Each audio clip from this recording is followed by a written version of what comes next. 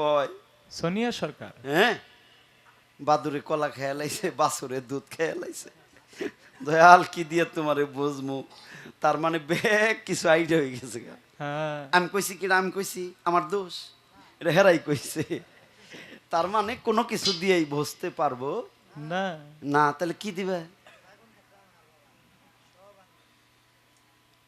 তাইলে ভক্তেরা দিব কি কিছু দিব না হ্যাঁ হ্যাঁ শিষ্যেরা কিছু দিব না দিব তো দেওয়ান তো লাগবো তাইলে আমার কোল দোষ না দাঁড়িয়ে খালি কইবে যে জিনিস আইডা হয় নাই কোনো বাছুরে কোনো বাঁদুরে হ্যাঁ কোনো সাইকে খায় নাই এবার জিনিস তোমার ভিতরে আছে কি থাকলে এইটা আমারে দিবে দেখি ব্রেনটা কনে আছে তাই তো এখন যদি মধু চাই তাহলে কবুটা চাইকে আগে খাইছে হ্যাঁ আমি না কবাডি চাই না তোমার কি খায় নাই কেউ তাই আমারে দিও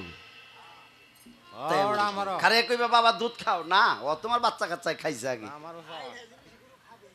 তার মানে আইঠা জিনিস গুরু খায় না না এই যে ঘুরে ঘুরে খালি বদনাম করো 7 বছর ধরে মুড়ি দইছি দয়াল কিছুই দেয় না কিছুই দিল না খালি যে গুরুর দুর্নাম করো দয়াল কিছু দেয় না তোমরা কি দেও হ্যাঁ হইস করলে কয় সব দিছি আরে বাবা আর চাইলে বারা দেখি কিছুই দেয় নাই হ্যাঁ বাড়িও তোমার ঘরও তোমার গাড়িও তোমার বাচ্চা কাচ্চাও তোমার স্বামীও তোমার হইস করলে কয় না দয়াল রে সব দিয়ে দিছি সব বাবা আবার দলিল বাই করে দিবে কি ওর নামে হ্যাঁ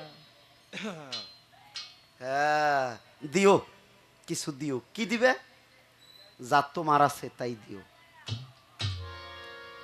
হ্যাঁ নে নে ছোট্ট করে একটা কথাই রইল প্রথম ভাগে আমার দয়ালকে অনেক কথা ছিল, অনেক প্রশ্ন ছিল, মৌখিকও প্রশ্ন ছিল।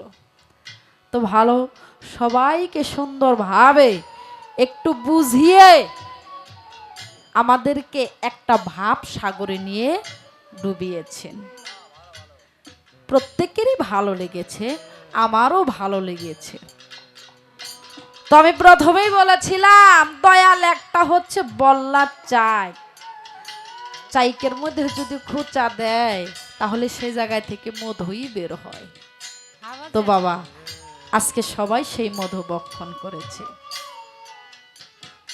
তো আমার প্রশ্নের জবাবে দিয়ে তো আমাকে একটা কথা রেখেছে, সুন্দর কথা। আমার মেয়েটা একটা গান গেয়েছিল, ওরে সোনার মুর্শিদ রে, ওরে সোনার বান্ধব রে, আমি তোমারে কি দিয়া ভজিব, দুগ্ধ দিয়া তোমারে ভজিব, সেইটা তার সন্তান তার বাছুরে খেয়ে এঠো করে ফেলে।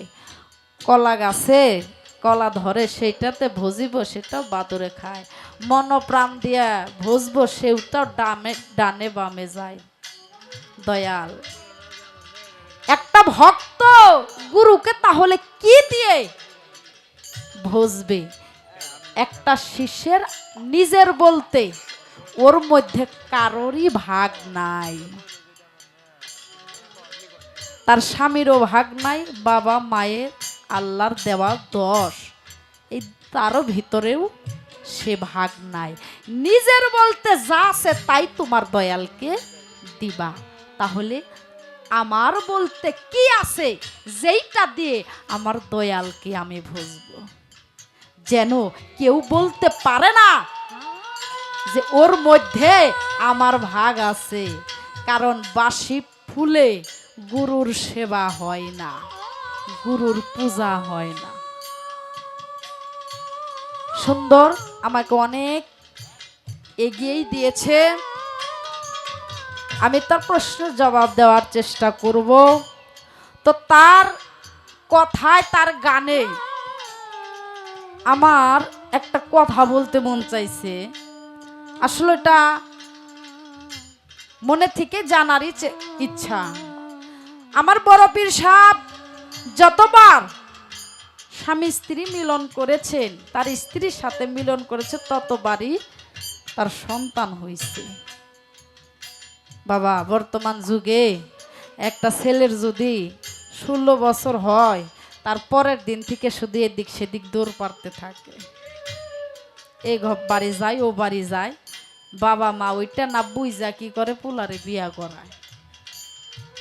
বিয়া করানোর পর কিছুদিন পরে বাবা ওর যে হাল সে বেহাল হয়ে যায়।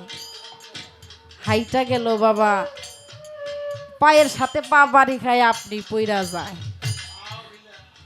শাশুড়ি মা বলে আমার বৌমার রাইস ভালো না, আমার ছেলেটা বিয়ার পর খালি শেষই হয়ে যাইতেছে, বেড়ামেই ছাড়ে না। ও দরদি বড় পীর সাপ যে কয়বার গিয়েছে সেই কবার একটা সন্তান হয়েছে, তার রতিটা নষ্ট হয় না। দয়াল গো, আমরা তো অনেক ভাবে যাই কতই নষ্ট হইতেছে।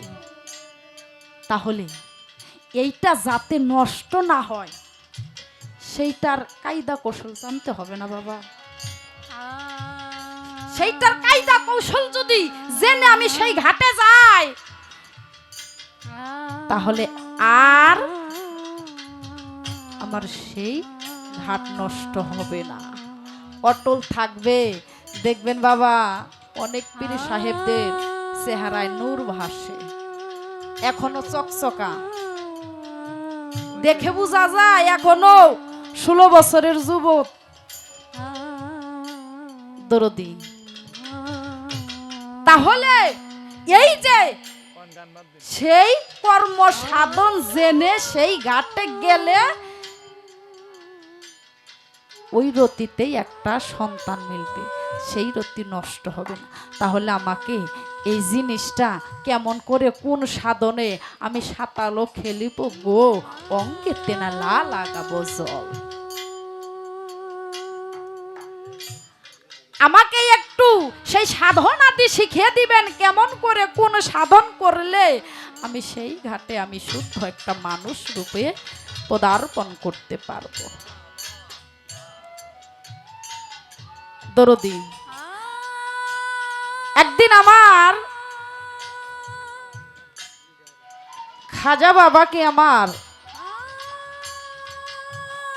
দয়াল নবী বলেছিল, আমার খাজা বাবা অনেক বছর অনেক বয়স হয়ে তারপর বিয়ে করেছে, বিয়ের বয়স পার হয়ে গেছে। খাজা বাবাকে ডাক দিয়ে বলল ওহির মাধ্যমে যে তুমি এখন তোরে বিয়ে করো না কেন, সংবাদের মাধ্যমে। তখন খাজা বাবা বলেছিল যে আমার তো বিয়ের বয়স শেষ হয়ে গেছে, এখন আমি যদি বিয়ে করি, এখন আমার বৃদ্ধ বয়স, আমার কাছে কোনো মেয়ে থাকবে না। তখন আমার দয়ালু নবী একটা কর্ম দিয়েছিল যে তুমি এই কর্ম করো, এই কর্ম করলে তোমার 20 বছর পুরুষের ন্যায় শক্তি প্রদান হবে। সেই কর্মটা কি? যেই কর্ম করলে শরীরটা অটল থাকে। আমার দয়াল যখন একটু খুঁচাই দিছে, তাহলে একটু ভালোভাবে যাই নেই আদি অন্তর ভেদের খবর সমাজকে জেনে নেই, তাহলেই সে এই গুরু আসলে বাবা গুরুর কাছে যায় কিসের জন্য? এই দেহটাকে ঠিক রাখার জন্য। যার এই দেহ ঠিক তার ঘর ঠিক, তাই না বাবা? দেহ ঠিক থাকলে ঘর ঠিক থাকে, নাহলে ঘর আলাই এদিক সেদিক দৌড় পারে। আর যার ঘর ঠিক তার বাড়ি ঠিক, বাড়ি আলাই কিছুই বলতে পারবে না। আর যার বাড়ি ঠিক তার গ্রাম ঠিক, যার গ্রাম ঠিক তার ইউনিয়ন ঠিক, যার ইউনিয়ন ঠিক তার থানা ঠিক, থানা ঠিক তো ডিস্ট্রিক্ট ঠিক, সারা বাংলাদেশই ঠিক। মেন হচ্ছে এই দেহ। দয়াল, এই দেহকে আমি কেমন করে গুরুর কৌশলে গুরুর মন্ত্র শুনে আমি অটল রাখতে পারবো, নিজেকে আমি চিনতে পারবো, বুঝতে পারবো, জানতে পারবো, আজকে আমার দয়াল তা সব শিখিয়ে দিবে। দেহ ঠিক থাকলেই আমার সব ঠিক, গুরুর ভজন সাধন সবই ঠিক। তাই ছোট করে একটি গান গাবো। দয়াল সুন্দর কথা, আরো কথা বলেছে ভক্তির কথা, ভক্তির কথাও আমি জানবো। এই যে আমরা অনেকেই অনেকরে ভক্তি দিলাম বাবা, ভক্তি দিলেই কি মুক্তি পাওয়া যায়? না, এই ভক্তির কোনো প্রকার ভেদ আছে? হাপ্পুর থুপ্পুর দেওয়াই অনেক শিষ্যরা ভক্তি দেয়, গুরুর পায়ে পা রাইখাও ভক্তি দেয়, ভক্তি দিতে দিতে গুরুর পায়েও স্পর্শ পড়ে। ও দয়াল, দিলেই যদি মুক্তি পাওয়া যায় তাহলে দিব না? এই ভক্তির কোনো প্রকার ভেদ আছে, নিয়ম কানুন আছে? কেমন করে এক ভক্তিতেই মুক্তি মিলে? শত শত ভক্তি দিতে হয় না, জাগা চিনা জাগা মতো। তাই অনেক কথাই আমার দয়াল বলেছে, আসলে প্রত্যেক কথাই প্রশ্ন আসে, কিন্তু বলতে গেলে আরো অনেক দেখা যায়। তাই যেটা যেটা একটু মেন মেন কথা শুনলে আমাদের ভালো লাগবে সেইটা বলার চেষ্টা করব। ছোট করে একটি গান গাই, তারপর দেখা যাক মাওলাজি যেদিকে নেই সেই দিক যাওয়ার চেষ্টা করব।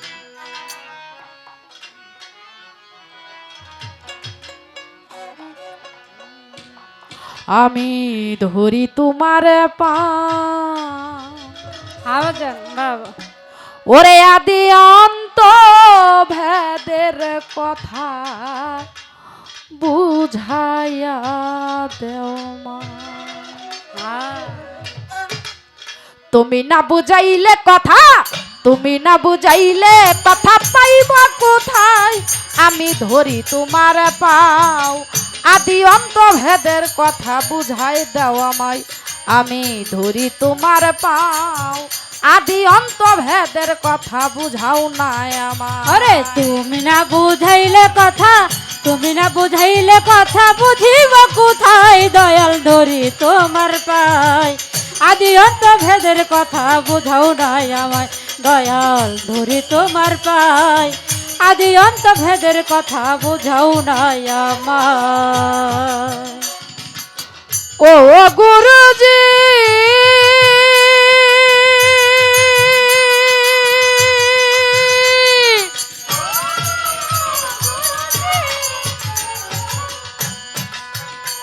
ওরে গুরু যদি হয় কারো বেশ্যার নন্দন, তপু নাকি ভক্তের কাছে পতিত পাবন।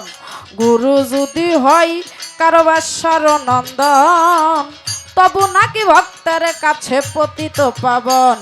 আবার হাদিসেতে শুনি নবীরা হেলে বায়াত, নবীরা হেলে বায়াত, নবীর বংশের হাতে নাকি পড়তে হয় বায়াত। আমি হাদিসেতে শুনি নবীরা হেলে বায়াত, নবীরা হইলে বায়াত, নবীর বংশের হাতে নাকি পড়তে হয় বায়াত। ওরে কোন বংশে জন্ম তোমার, কোন বংশে জন্ম তোমার জানতে ইচ্ছে হয়। আমি ধরি তোমার পাও, আদি অন্ত ভেদের কথা বুঝাও নাই আমায়।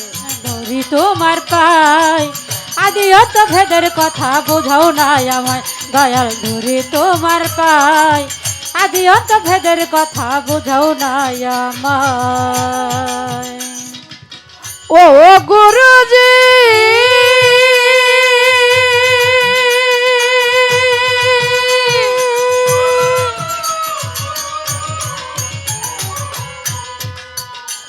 ওরে নিয়াকারে সেজদা হারাম বর্জক নিতে হয়।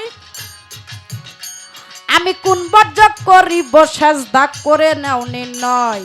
নিয়াকারে সেজদা হারাম বর্জক নিতে হয়, কোন বর্জক করিব সেজদা করে দাও নির্ণয়।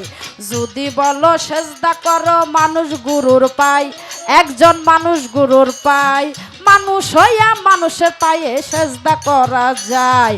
যদি বলো সেজদা করো মানুষ গুরুর পাই, একজন মানুষ গুরুর পাই, মানুষ হইয়া মানুষের পায়ে কি সেজদা করা যায়? ওরে কে কবে করলো সেজদা, কে কবে করলো সেজদা দয়াল নবীর পাই। আমি ধরি তোমার পাও, আদি অন্ত ভেদের কথা বুঝাও নাই আমায়। ধরি তোমার পাও, আদি অন্ত ভেদের কথা বুঝাও নাই আমায়। ধরি তোমার পাও, আদি অন্ত ভেদের কথা বুঝাও নাই আমায়। ও গুরুজি,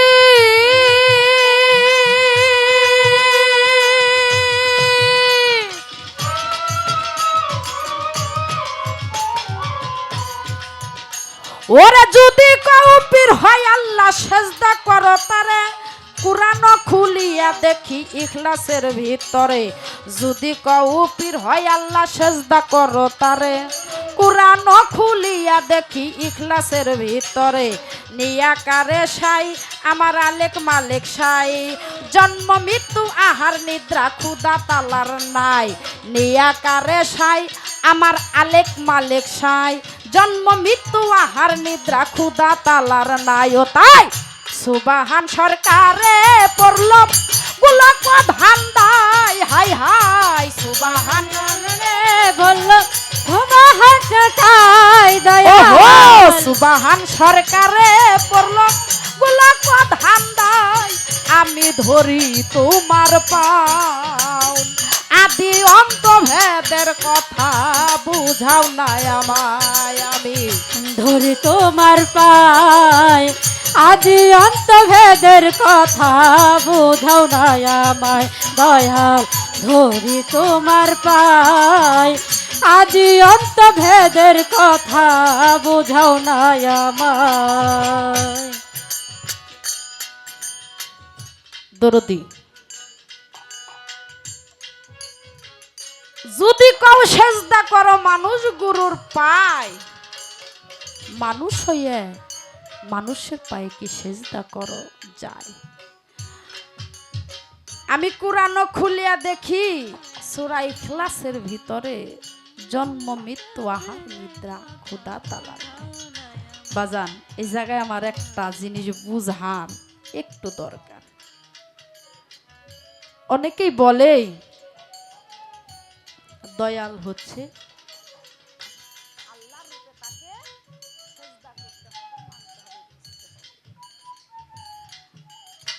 ও দরদি, আমার আল্লাহ তাআলার বাবা নাই মা নাই, তাকে সে কারো গর্ভে থেকে জন্ম নেন নাই, সেও কাকে জন্ম দেন নাই।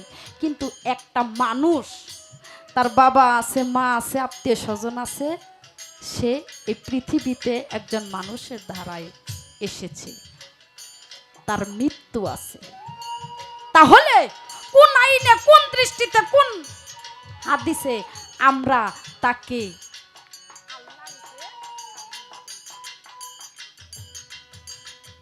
আমার আল্লাহ তাআলার কিছুই নাই, নিয়াকার, সে এক। কুল হুয়াল্লাহু আহাদ আল্লাহু সামাদ লাম ইয়ালিদ ওয়া লাম ইউলাদ ওয়া লাম ইয়াকুল লাহু কুফুয়ান আহাদ। আল্লাহ তারও কোনো শরীক নাই, সে লা শরীক। সে কাউকে জন্ম দেন নাই, কারো ধারা জন্ম নেন নাই, সে কারো মুখাপেক্ষ নয়। আমরা এই পৃথিবীর মানুষ তার মুখাপেক্ষ। কিন্তু এখন বাবা একটু ভেজাল বাইজা যায়, সবাই বলে সেই রূপে ভজন করো, কিন্তু এই ধরা দামে আমি বুঝি না, মিল আসে না। দয়াল আপনি আজকে একটু বুঝাইয়া দিবেন দুইটাকে কেমন করে এক করে আমি সেই রূপে তাকে সাধন ভজন করব। কারণ দয়াল সব জানে, সব বুঝে, সবই পারে। দয়ালের কাছে এমন জিনিস নাই যে দয়াল তার কাছে নাই, সেটা ভক্তকে শিষ্যকে দিতে পারবে না। ভক্তি ওই রকম শত শত ভক্তি দিতে হয় না, জাগা চিনা জাগা মতন একটা ভক্তি দিলেই নাকি মুক্তি পাওয়া যায়, ভক্তি দিলেই মুক্তি পাওয়া যায়। তাহলে আমি কোথায় কেমন করে কোন নিয়মে আজকে আমার দয়াল আজকে ভক্তি দিয়ে দেখিয়ে দিবে যে এই জায়গায় এমন করে ভক্তি দাও তাহলেই তুমি মুক্তি পাবা। না ভক্তি দেওয়ার জিনিস, না ভক্তি হওয়ার জিনিস। দরদি ছোট করে কিছু কথা রাখলাম।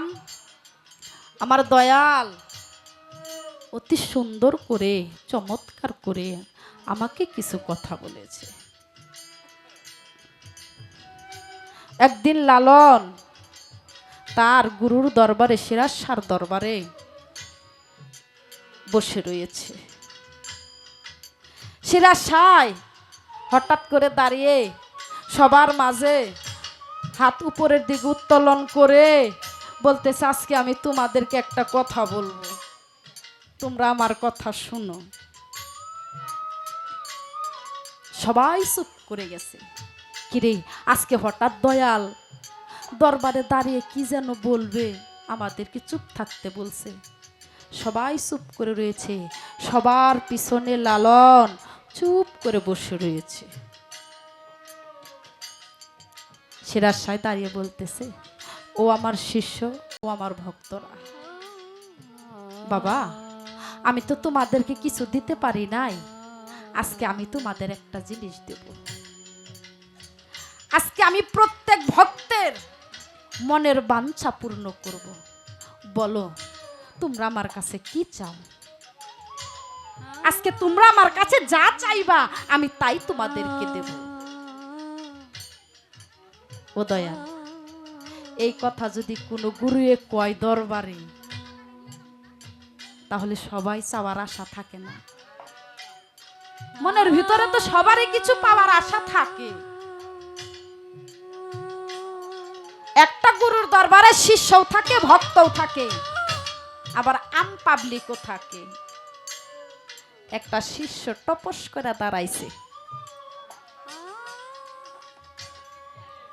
দাঁড়াইয়া বলতেছে, দয়াল আমি আপনার কাছে একটা জিনিস চাই। বলে কি চাও বলো? আমি তো বলেছি আজকে ভক্তের শিষ্য মনের বাঞ্ছা পূর্ণ করব, বলো তুমি কি চাও? বলে দয়াল শুনি গুরুর কাছে বায়াত হইলে অনেক কিছুই পাওয়া যায়। আমি কতদিন ধরে একটা ব্যবসা করতেছি, মণিহারির দোকান করতেছি, আমার ব্যবসার মধ্যে কোনো আয় উন্নতি নাই। এখন আপনি যদি একটু শিখাইয়া দিতেন কেমন করে আমি ব্যবসাটা করব যাতে লাভবান হতে পারি। আমার সিরাজ সাহেব মুস্কি হাসি দিয়ে বললে, বাবা তোমার বলা শেষ হয়েছে? কয় হো বাজান। কয় বসো। আরেকজন দাঁড়িয়েছে, বাজান আমি কিছু বলবো। বলে বলো। 5 বছর ধরে বিয়া করছে কিন্তু কোনো বাচ্চা কাচ্চা হয় না, এর উপায় কি? দয়াল আবারও মুস্কি হাসি দিয়ে বললে, বসো। একজনে টাকা চায়, একজনে বাড়ি চায়, গাড়ি চায়। আমার সিরাজ সাহেব যাকে যা দিলে তার ভান্ডটা কুলাবে, সিরাজ সাহেব তাকে তাই দেয়। দেওয়াও শেষ, শিষ্যদেরকে যাওয়াও শেষ। যাকে যা দেয় সে টপস করে চইলা যায়। চেয়ে দেখে একটাও ভক্তও নেই, একটাও শিষ্য নেই।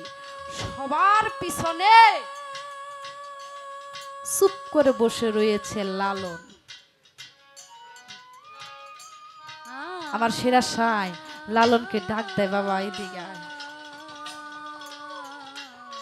ও লালন, বাবা এদিকে আয়। লালন ওই জায়গা থেকে উঠে আস্তে আস্তে গুরুর পায়ের চরণের পাশে হাত জোর করে বসে বলে, বাজান আমাকে ডেকেছেন? বলে, লালন রে, আজকে আমার এই দরবারে আমি বলেছিলাম তোমরা আমার কাছে যা চাইবা আমি তাই দিব। অনেকেই অনেক কিছু চাইলো। ও লালন, তুই তো আমার কাছে কিছুই চাইলি না, তোর কি আমার কাছে কোনো চাওয়ার মতন কোনো জিনিস নাই? লালন 2 চোখের জল ছেড়ে বলে, দয়াল আমি তোমাকে তোমার কাছ থেকে আমি কি বাঁচাবো? আমি বা তোমাকে কি দেব? আমার বলতে তো আর কিছুই নাই, আমার টাকা পয়সা বাড়ি গাড়ি কিছুই নাই। ও দয়াল, তোমার দরবারে অনেকেই অনেক কিছু চাইলো, সকলকে সব দিলা। আজকে আমি একটা জিনিস তোমার দরবারে চাবো, তুমি কি দিবা?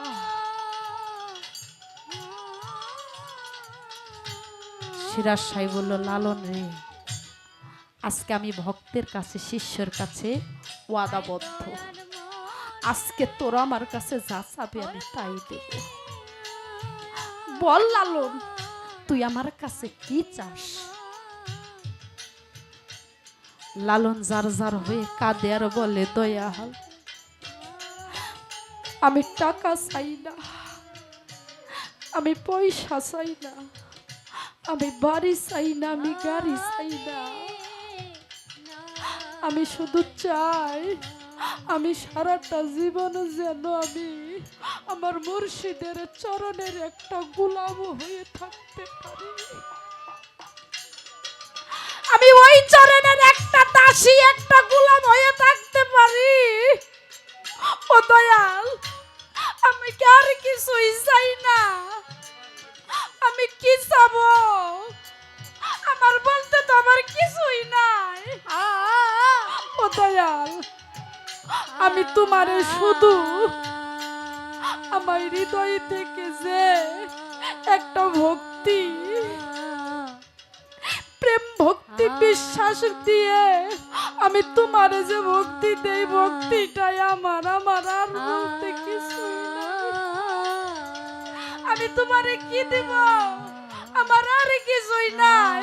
তবে দয়াল, আমি কি দেই আর না দেই, তুমি আমারে তোমার চরণের একটা গোলাম কইরা রাখো।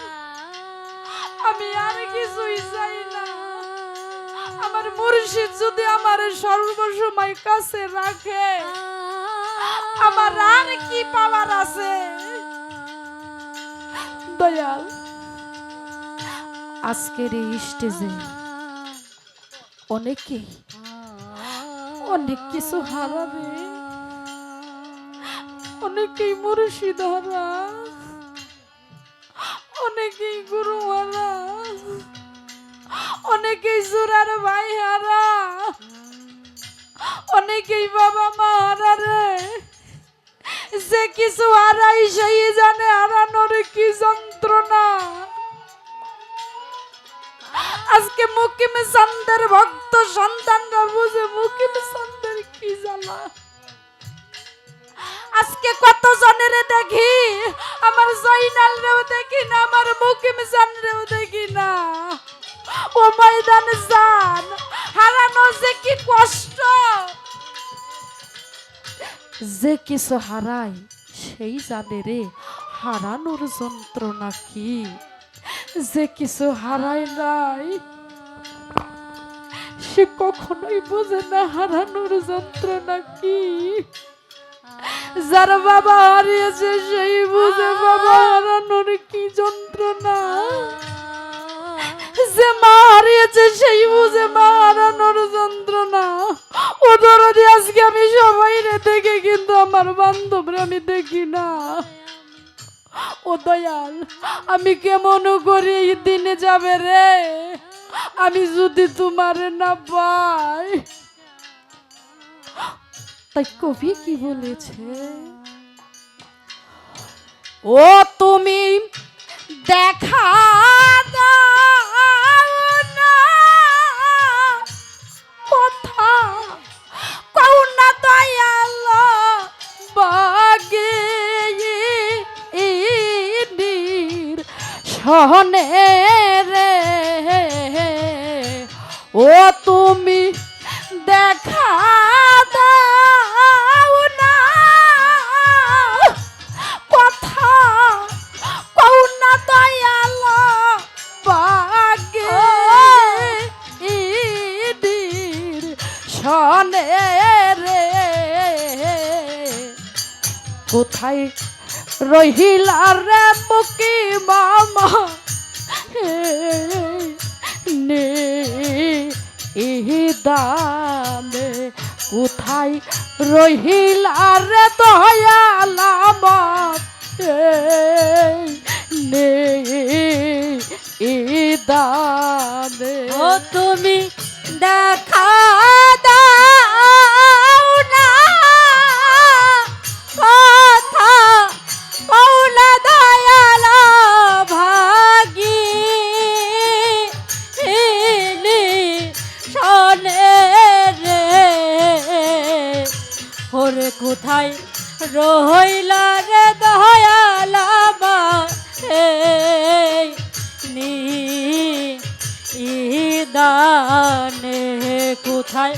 রইল রে দয়াল এই নিদানে।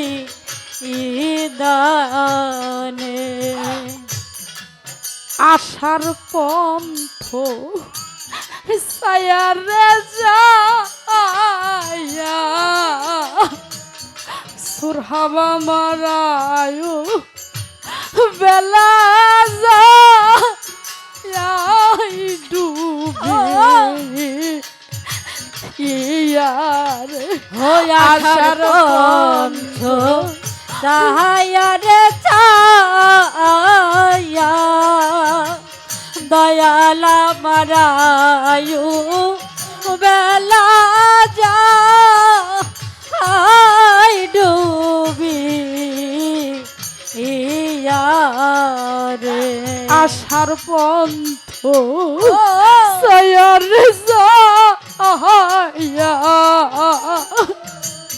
মুকে মে জানায়ু বেলা আই ডুবে ইয়ারে ও তুমি আইলা না রে প্রাণ কিতে দয়াল দেখিতে দূর দিনে রে ওরে তুমি আইলা না রে রান্থা কিতে দয়াল দেখিয়ে দূর দিনে রে। ওরে বান্ধব আইলা না রে প্রাণ কিতে মুকিম দেখিতে দূর দিনে রে কোথায় রহিলা রে দয়ালা বাতে দানে কোথায় রইলা রে দয়াল এই নিদানে। কোথায় রইলা রে দয়াল এই নিদানে। যেদিন হইতে মুকিম জানাহারা দয়াল আমার বাসা চাইতে মরণ ভায়া ও যেদিন হইতে তুমাই রে হারা দয়াল আমার সমান হইল বা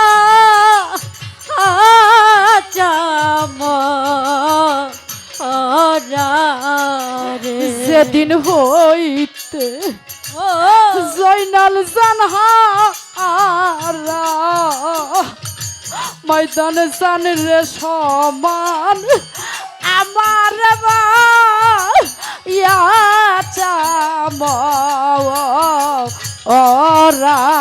রে ওরে আমি জলে পুরে হইলাম সারা তোমার পিরিতে এরা গুনে রে ওরে আমি জলে পুরে হইলাম সারা তোমার পিরিতে গুনে রে ওরে আমি জলে পুরে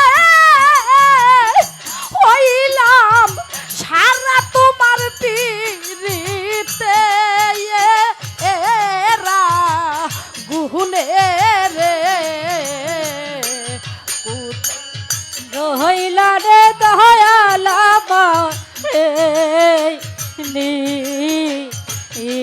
নিদানে। কোথায় রহইল রে দয়াল এই নিদানে কি করিব কোথায় রে যাব মকিন সান রে কোথায় যায়া তু উমাই পাওয়া যাবো রে কি করিব কোথায় রে যাব ওরে দয়াল কোথায় যাইয়া তো ও বাইরে পা রে ও কি করিব কোথায় রে যাব মুকিম সান রে কোথায় যায়া তো ও মাই পাবো রে তোমার আবুলে রে যাও দে খিয়া দয়াল পরিলে তু হানে রে ওরে তোমার আবুলে রে দেখে যায় দয়াল পরিলে তো পারে রে ওরে তোমার আবুলে রে যাও দে কিয়া দয়াল পরিলে তু ফানে রে কোথায় রহিলা রে মুকি নামার দানে কোথায় রহিল রে দয়াল এই নিদানে কোথায় রহিল রে দয়াল এই নিদানে একবার দেখে যাও মুকিম সান দেখা যাও রে ওরে একবার দেখে যাও ওরে একবার দেখে যাও রে একবার দেখে যাও ওরে একবার দেখে যাও রে গুরু জানে ও ভক্তের জালার জার ভক্ত যাইয়া রাইয়া রে ওরে একবার দেখে যাও ওরে একবার দেখে যাও রে একবার দেখে যাও ওরে একবার দেখে যাও রে ভক্ত জানে গুরুর জালার জার গুরু যায়া রাইয়া রে ওরে একবার দেখে যাও একবার দেখে যাও রে একবার দেখে যাও ওরে একবার দেখে যাও রে নাইকো মাতা নাইকো পিতা আমার নাইকো জোরা ভাই রে একবার দেখে যাও ওরে একবার দেখে যাও রে একবার দেখে যাও ওরে একবার দেখে যাও রে করে ডাকবো মামা বইলাই আমি তাও গেলাম রাইয়া রে একবার দেখে যাও ওরে একবার দেখে যাও রে একবার দেখে যাও ওরে একবার দেখে যাও রে মা ডাক যেন ও বড় মধুর ডাক গো, এই জগৎ সব সারে রে একবার দেখে যাও ওরে একবার দেখে যাও রে একবার দেখে যাও ওরে একবার দেখে যাও রে কারে ডাকবো বাবা বইলাই আমি তাও গেলাম রাইয়া রে একবার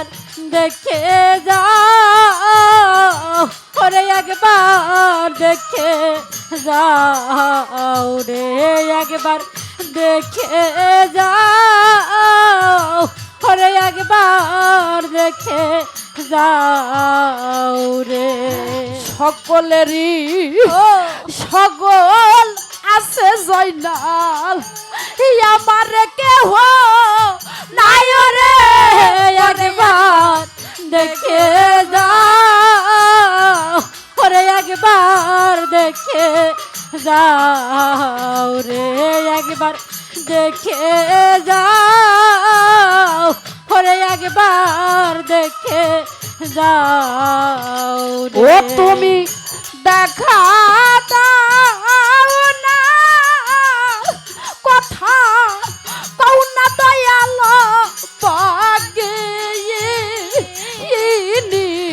শনে রে ও তুমি দেখা দাও না কথা কও না দয়াল ভাগিনীর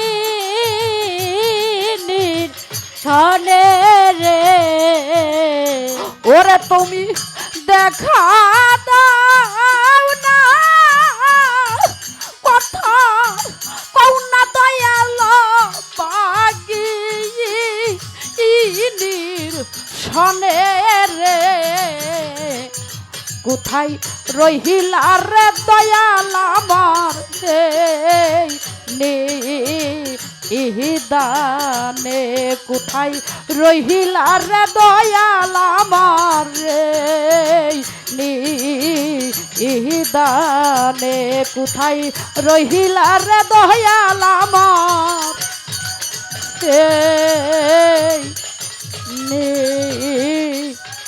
ইদানে